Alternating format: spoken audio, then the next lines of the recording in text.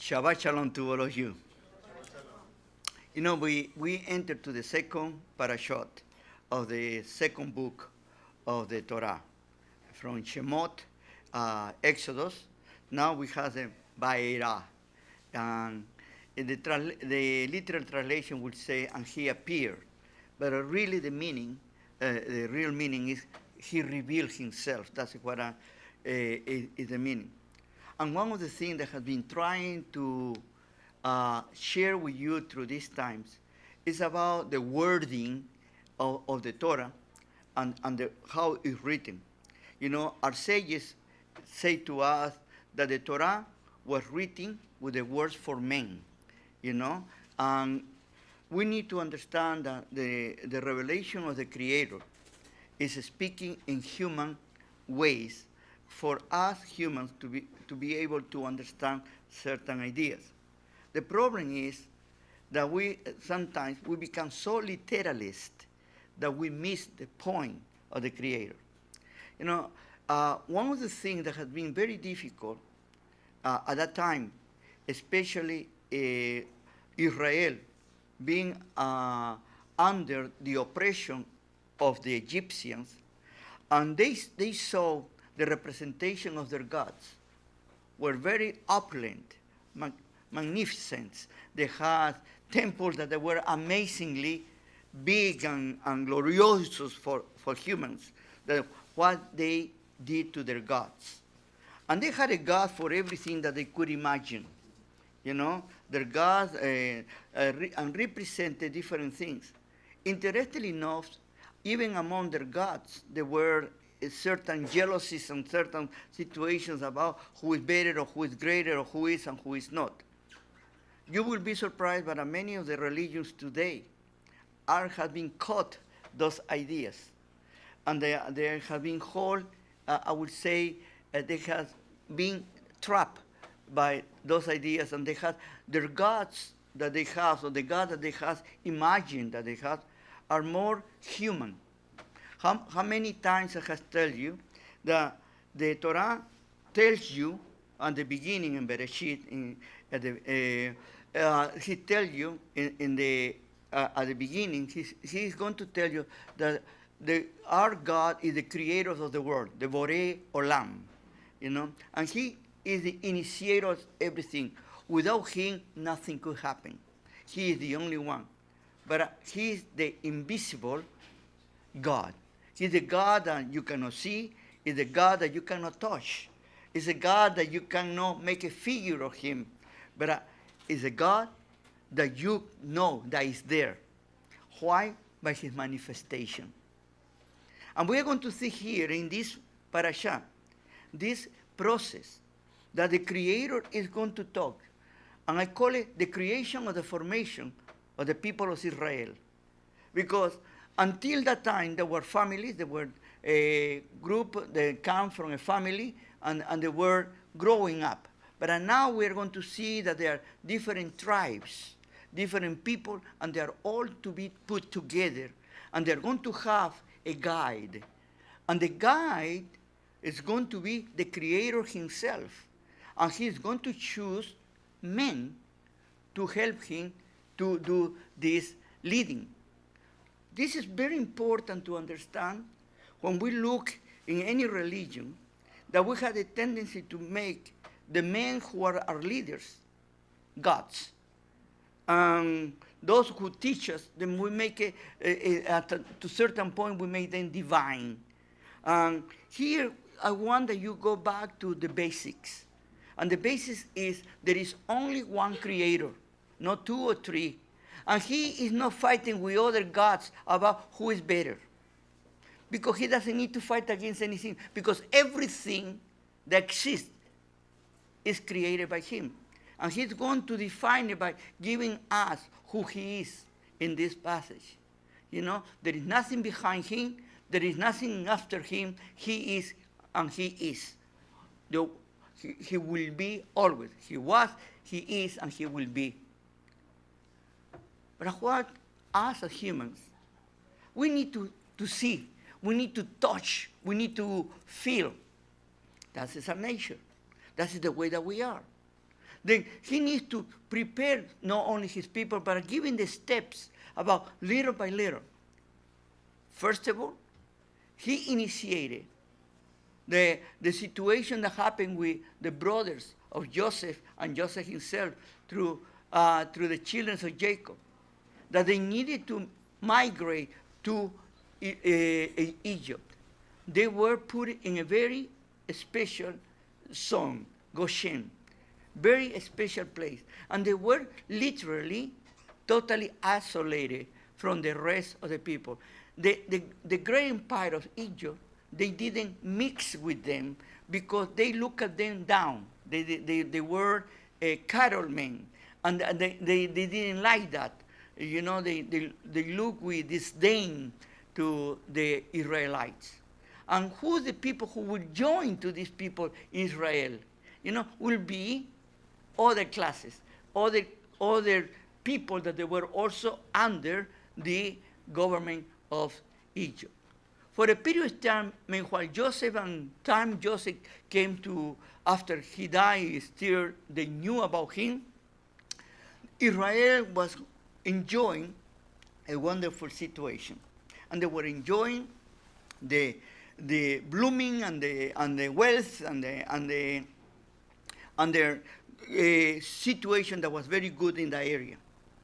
But suddenly comes a new king of Egypt, a Pharaoh who didn't want to acknowledge that Joseph and Israel had done so much good for them.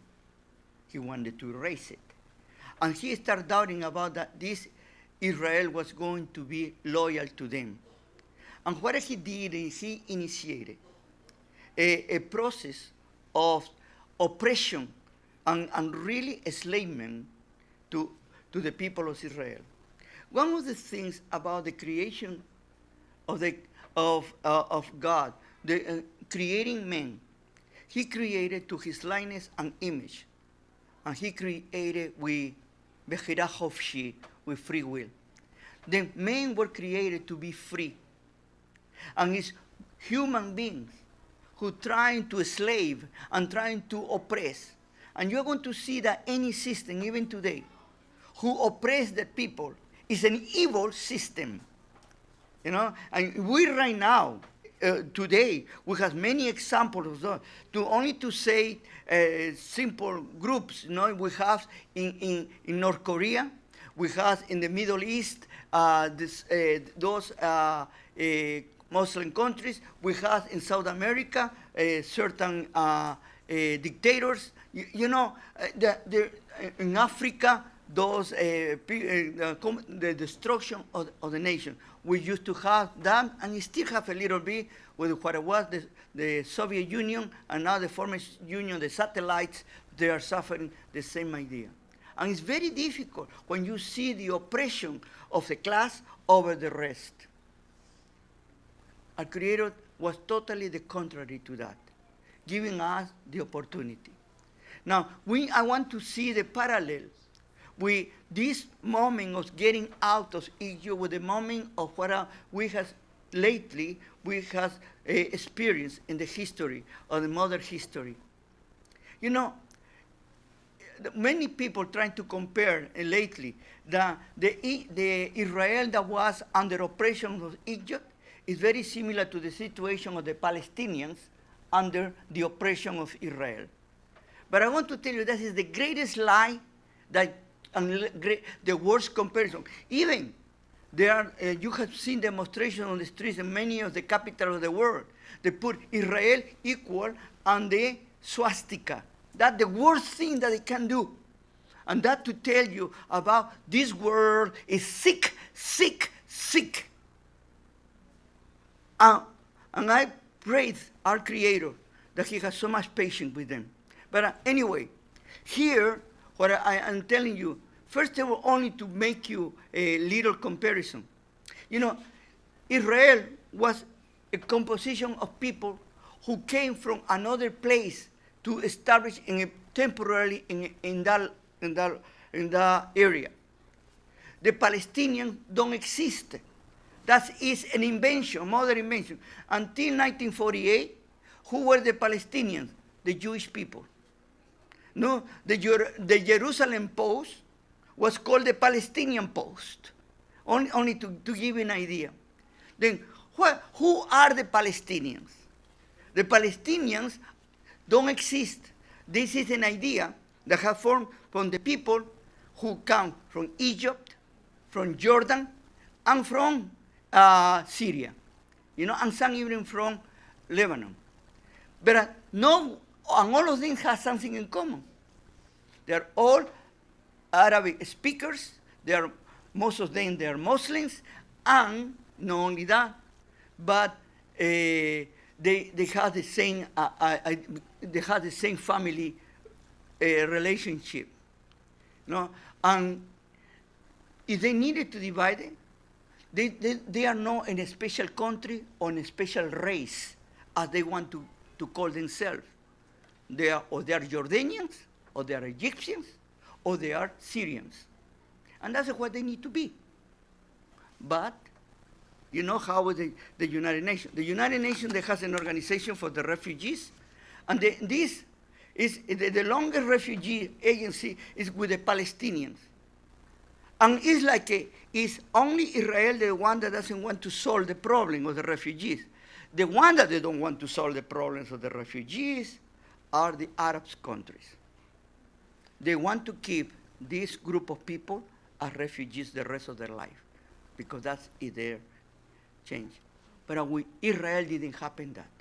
Israel was together, and Israel were going to leave the area, and they were going to move to their land where they really are and they belong. Was Israel, it was Egypt who didn't let them go out.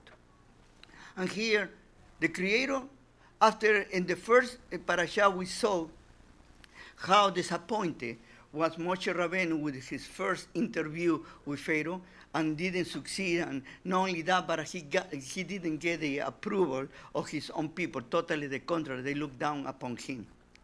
And the Creator is doing all those things for a reason. Now, we need to understand this situation because it's good to understand for us today. What the Creator, with all the power that He is, Almighty God, blessed be His name. Do you know that He could take all Israel in 1 second? He didn't need it. 10 miracles or signs or plagues that are called. He didn't need to do that. He could say one word, everybody out. That's all. And what most wonderful thing than to demonstrate how much power our Creator has. And let me tell you, most of the people until today that we were talking, He took it like that. But why? There are two sides, like a coin has two sides. One was for His own people, Israel, and the other was for the Gentile people, Egypt. Because He wanted to teach them through a revelation, as usually He did, who was the only true God in the whole universe, who is the Creator. And both sides, they needed to look at Him for who He is. They needed to experience Him. They needed to be there to see what He was capable to do. And that was a process. The Creator could change our minds in a second, but He respects our free will. And for that respect that He has for us, look at being the Creator, He allows us to go through a process. And all of us, we are going through a process. You will be surprised. You were born in one way, you were born in some place, you were born with certain ideas. But little by little, you are becoming aware of situations, and you are becoming enlightened. You're becoming more sure about certain things, and you start changing your way of thinking. You start becoming more open-minded, if we want to say, instead to be more tunnel vision or negative. But there are the two sides. There are some that become more open-minded and more negative, become more stubborn. And we're going to see here the stubbornness of Pharaoh, and we're going to see even the partial blindness of the people of Israel. And there needed to be this process.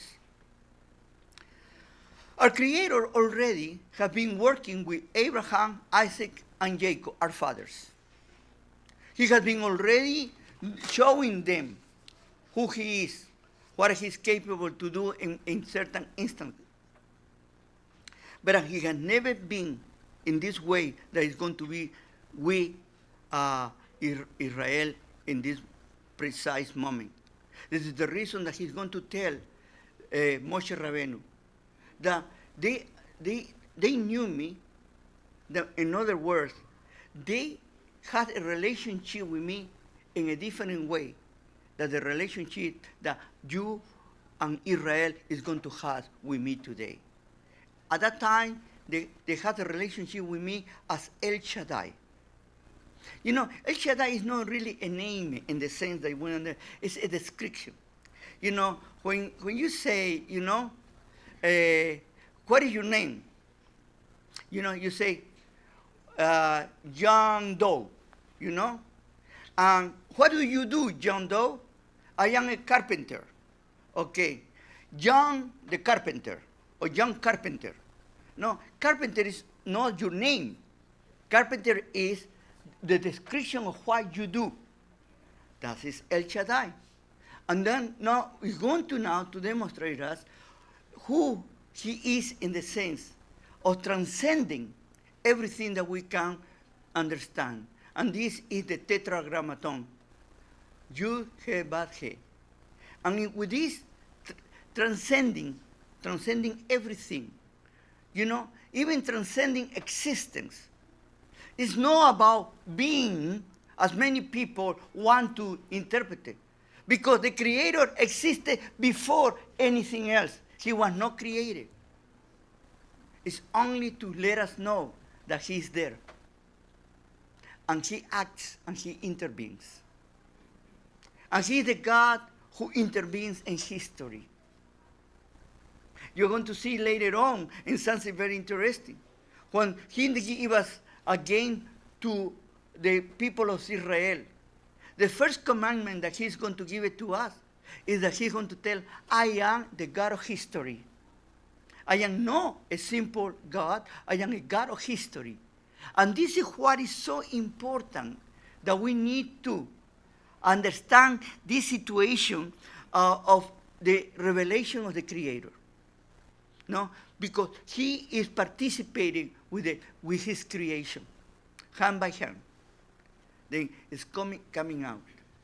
And in this process of coming out, He is going to have an encounter with Israel, an encounter with Egypt. And He needs to show both sides who really He is. And they need to understand what He's capable to do. Not only words, but actions. You know, we say, you can talk to me all that you want to, but until I don't see that you can do something, I don't believe you. No, this is the way that the Creator is working with His people, in both sides. Now, look at, for a moment, look at only exclusively to Israel. Israel has been enjoying a wonderful time. Suddenly, this new king start changing their mind about Israel, and they start oppressing. But they still remember that they were doing great there. You know? And they don't want to change the status quo. They want to basically enjoy the little bit. The only thing that they were asking is, please do not oppress us too much. Allow us to live. But the most precious they were to the point that they became a slave and couldn't take it anymore. But what's not the idea? They didn't have this idea. Let's go back to Canaan. What are we going to do in Canaan? What there is in Canaan? Here, this is a beautiful valley, water, green, everything. We don't need to worry about the rain or anything like that. Everything is given to us. if we go to Canaan, man, when do we going to have rain? Why we left Canaan? Because it was hunger. We didn't have the opportunity to plant or to do anything. We depended on the situation, on the climate, on the weather. No. Here, I am comfortable here.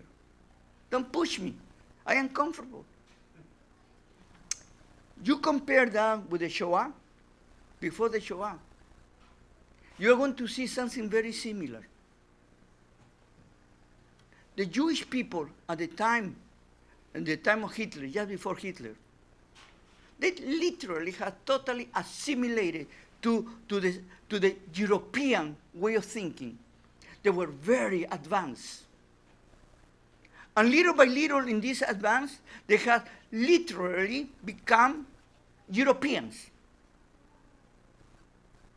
And their God and their culture was only a sign. But was only like a label, but it means nothing for many of them. To the point there was a time there was a massive conversion to the Lutheran Church. And there were many Jewish people that converted to Christianity only for the sake to be able to receive nobiliary titles.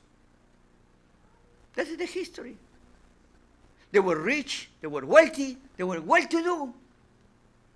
Who wants to change the situation? Who wants to make a difference? We're comfortable. And comes this Hitler, this evil man, and they say, no, he won't last too long. He's going to change. And little by little, they stay, and finally it was too late. And we had to show up. Part of the problem. Israel was losing their identity. Well, in Egypt, just exactly what happened, the same thing. To the point that Israel was forgetting the God of Abraham, Isaac, and Jacob. And they needed a creator to make something quickly. They needed to bring them back, and bring them back to the land and the Morashah, the land that he had promised to them. You know, the inheritance. And this is the promise of the Creator, the dwelling that he had provided for them. But like I say to you, that if you compare the Canaan with the Goshen, there's no comparison. Now, some people say to me that the Creator committed Moshe committed a mistake, you know? And the mistake was that really he said to the Creator said to Moshe Rabbeinu, I'm going to take you to Canada. But because Moshe Rabbeinu couldn't speak straight, instead to say Canada, he said Canaan, you know? And they sent it to the wrong place, according to them. But this is the promised land, you know? And being there and looking at the situation, they didn't have any other choice but, again, to ask for help. And here say in this parasha that finally the Creator heard their cries and remember his promise to his fathers. God, the Creator had Alzheimer. The Creator forgot what he promised. This is to tell you about the language of men. What he's saying is, what the meaning here is that finally Israel is realizing that Goshen is not everything what they were expecting. And finally the Creator is going to take action with them to help them to come out. By the way, Israel didn't leave wanting to leave. They were literally expelled. We're going to see that in the next week. And now, go to the other side. Let's look at Pharaoh. Very proud of himself, stuck up, a very powerful man. He was a God to his people.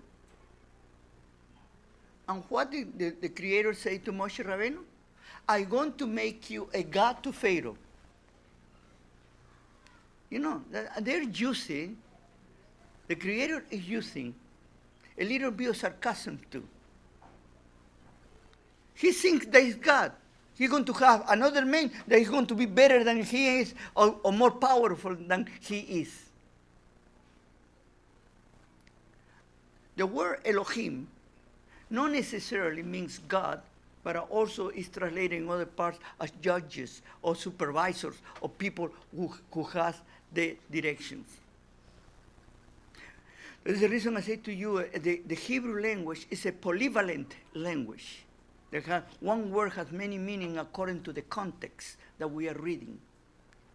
And we need to be clear about what we are reading. But here, the Creator is going to use also this idea to show Pharaoh that he is superior. And being superior than him, he's going to have a man. Because men with men, no gods against gods. Men against men. You know, I'm going to show you who is the true God. You call yourself God, you think you are a God here on earth. I'm going to bring you a man who I'm going to make you your God. You as a God, you are going to be under another God, another human. And start the battle. It's like a competition. Who does better? And suddenly, Pharaoh starts losing the battles, one by one. In this parasha, we are going to see 7 plagues or 7 signs. And each one of them is a reflection about, to show the Creator, to show that the gods of the Egyptians are good for nothing. They don't have power. And in this process, the pride of the Pharaoh becomes greater and greater. It's like he's a bad loser. You know, he could be very smart and say, you know what? I need to calm my lust and stop here and let it go, because now it's going to destroy me everything. But not until to the end. And what happens when you're stubborn? Your stubbornness becomes greater. The Creator used 2 words about hardening the heart of Pharaoh. One word is to use, the use is that he strengthened the word, the heart, you know, from Hazak, from the verse Hazak, and the other make the heart very, very heavy, from Kevod, no? Heavy. And these 2 words are going to use it to make an idea that he's going to make strengthen in the stubbornness. He's going to be more stubborn, and his heart is going to be very heavy. What it means here? It is the Creator who doesn't allow, it doesn't give the opportunity to Pharaoh to change their mind. No, it's the man who doesn't want to change their mind. You know, so many times we see this in our daily life. You will be surprised how many times we justify ourselves for the things that we do wrong. And we blame somebody else for what we have done. In this case, there are certain theologians that they want to blame the Creator, that how he said that he has given us the Becherach of She, the free will, and suddenly and doesn't allow a man to have free will. This is a very unjust God. I have heard that to many people who are especially atheists, and there is a guy, a British guy, that I don't even want to pronounce his name, that he's very popular in the world right now, that he talks about those things. about the God that you believe, look at who he is and who he does. Taking out of context and making their own understanding. It's Pharaoh himself who punished himself. And we need to learn about this because I have been sharing with you for a long time. You know, many of the people say, oh, God is punishing me. You know? And I say to you, no, God is not punishing you. You are punishing yourself. You are harvesting what you planted. Just recently, in these last weeks, I heard a comment from somebody saying that God is punishing California with the fires and mudslides and all these things because these people are totally away from God and for their life. You know, I say, be careful. Don't jump on that. What I say it is, many things happen. But most of the things happen because men have produced it to themselves. Sometimes you don't need to build in certain places that you don't need to build. Sometimes you don't need to deforest the places.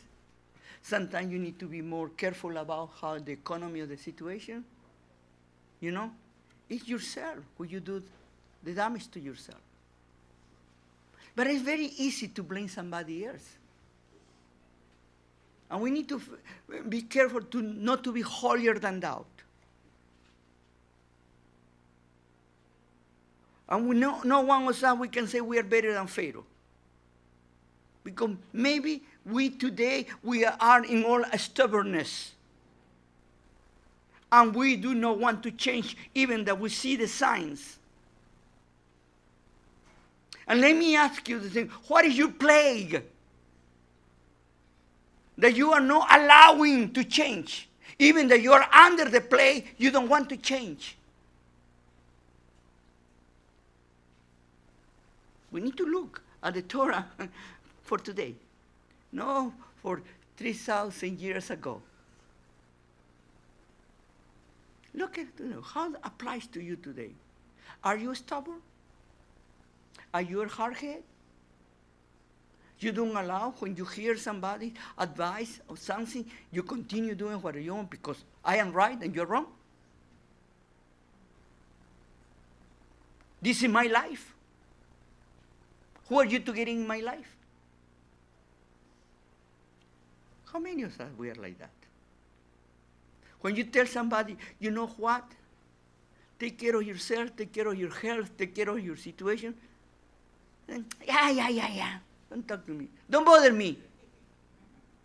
How many times I heard that? Including myself, by the way.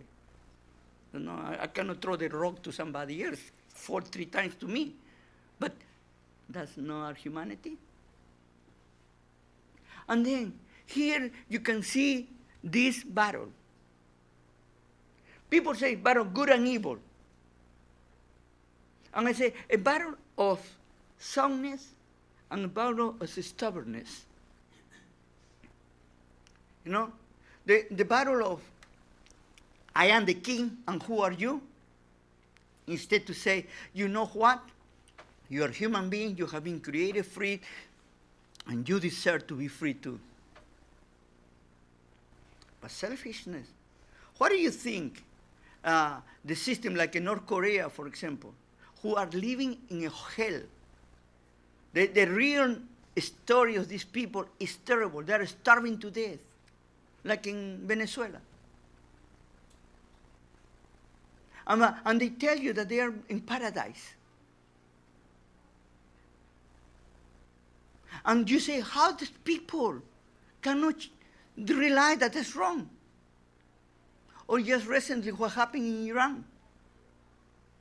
And these people, they are seeing what the falsehood of their system until they are stopped and quenched and oppressed. And that's what happened, Pharaoh trying to oppress Israel. because freedom is always oppressed by the dictators.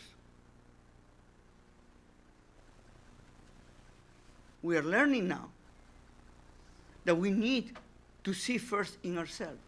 And I say to you that here in this revelation of the Creator, to help getting Moshe Rabbeinu as the leader, that he was going to be the person who is going to represent him. And here he's representing no Israel. He's representing the Creator. To Pharaoh. And his mouthpiece, or his spoken person, the spokesperson is going to be his brother, Aaron. And both of them are going to present themselves before Pharaoh. Moshe as the representative of Israel through the God of Abraham, Isaac, and Jacob, to the true God, to the only one. And Aaron is going to turn them and tell them about that. Now, we need to look at ourselves in this parasha and what is for us.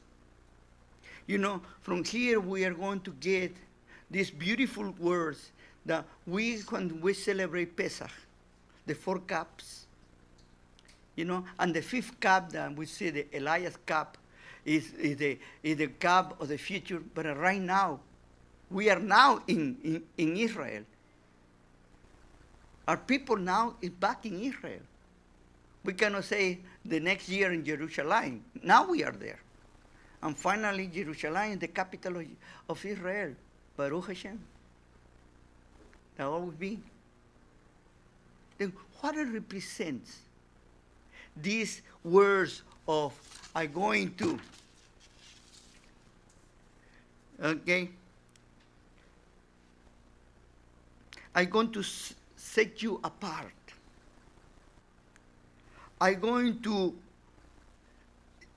take you out of slavery.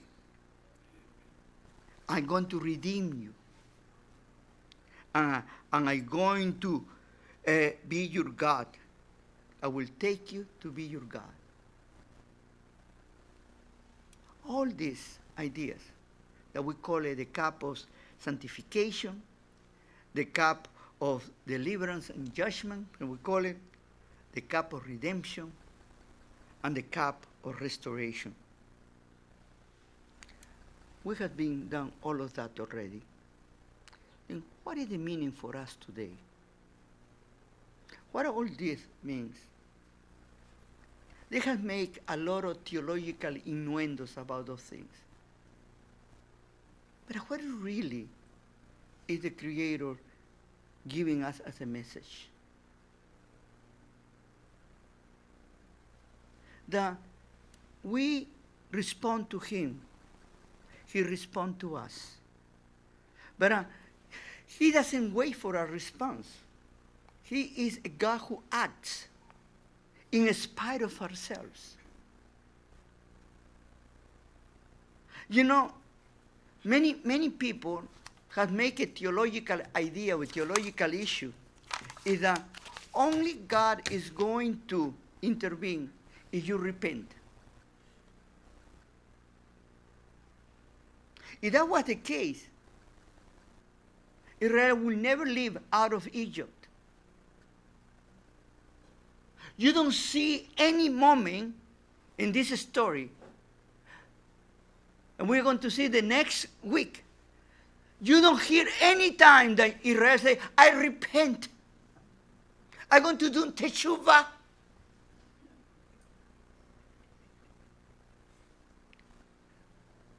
Boy, the Creator wait for the teshuvah of us. Can you imagine how we will be? What a great God we have. Blessed be His name. Then I would like for all of you at this time only to think about this, and I leave you with a word. what is the plague that's bothering you? What is the plague that you are holding on to? Even that is destroying you, you're stubborn to hold it. Let me give you an idea, okay? For somebody who is addicted to any drug, will be very easy to say, this is my plague, no? Because it's holding me back. But some of us we have pride. Some of us we have religious stuckness. My religion is better than your religion, and my God is better than your God. Some of us say, look at my blood, or look at my color of my skin. Some of us say, you know how much I study? You know how educated I am? How many of us, we are trapped in certain things that instead to help us, they are holding us back? This is the time that we need to examine ourselves if we are not stubborn. Maybe the Creator is leading you to one place, but you say, no, I need to stay here. I am okay here. I remember one person who say, nothing is going to change me. And that person, true, nothing changed her, but it's worse than ever. Because when they had the time to do the right changes, nobody changed me. My question to all of us is, what is the thing that's holding us back to have a true and clean and open relationship with our Creator at this time? Because He is manifesting Himself to Israel and to the Gentiles openly. And He wants to be known by everyone. May Him be a blessing to all of you forever. Shabbat Shalom.